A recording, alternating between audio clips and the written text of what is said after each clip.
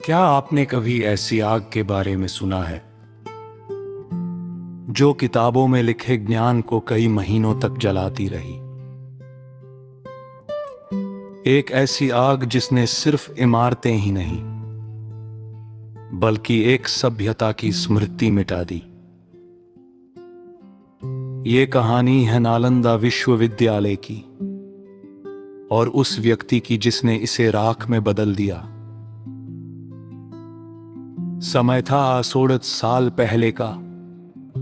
नालंदा सिर्फ एक विश्वविद्यालय नहीं था, ये दुनिया का सबसे बड़ा ज्ञान केंद्र था।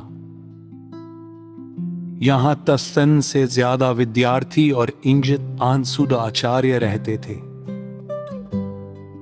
चीन, जापान, कोरिया, तिब्बत, दुनिया के कोने कोने से छात्र यहां आते थे। यहां का विशाल पुस्तकालय धर्मगंज 3 खंडों में बनता था। रत्नसागर, रत्नोदधि और रत्नरंजक। इनमें लाखों पांडुलिपियां और पुस्तकें थीं। यह स्थान था ज्ञान, शांति और शोध की भूमि। खिलजी का प्रवेश।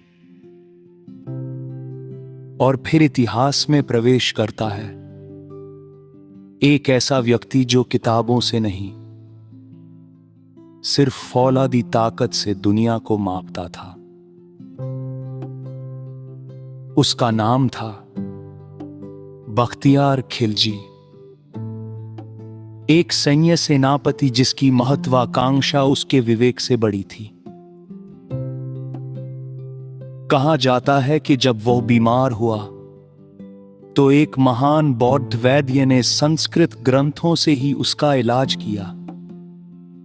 ये देखकर खिलजी को अपमान महसूस हुआ। उसने सोचा, अगर ये ज्ञान इतना शक्तिशाली है तो इसे नष्ट कर दिया जाना चाहिए। नालंदा पर हमला। और फिर याद 89 ईस्वी, खिलजी अचानक अपनी सेना के साथ नालंदा पर टूट पड़ा। शांति में डूबा विश्वविद्यालय एक ही रात में चीखों से भर गया। भिक्षुओं की हत्या कर दी गई, विहारों को तोड़ा गया और अंत में ज्ञान के सबसे बड़े भंडार धर्मगंज को जला दिया गया। पुस्तकालय की आग कई महीने तक जलती रही। हां, 6 महीने भर तक। सोचिए, कितना ज्ञान, कितनी कहानियां, कितने विचार धुएं में उड़ गए।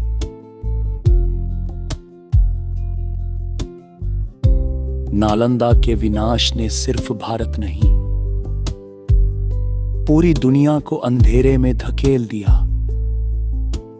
इसके बाद एशिया में बौद्ध शिक्षा का प्रवाह कम हो गया। भारत का वैज्ञानिक और दार्शनिक ज्ञान सदियों तक बिखरा रहा। लेकिन याद रखिए, दीवारें टूट सकती हैं, किताबें जल सकती हैं, लेकिन ज्ञान फिर भी लौटता है। आज नालंदा फिर से उठ रहा है। नया नालंदा विश्वविद्यालय उसी धरती पर उसी सपने के साथ खड़ा है। इतिहास हमें सिर्फ ये नहीं सिखाता कि क्या खो गया, बल्कि ये भी सिखाता है कि हम क्या बचा सकते हैं।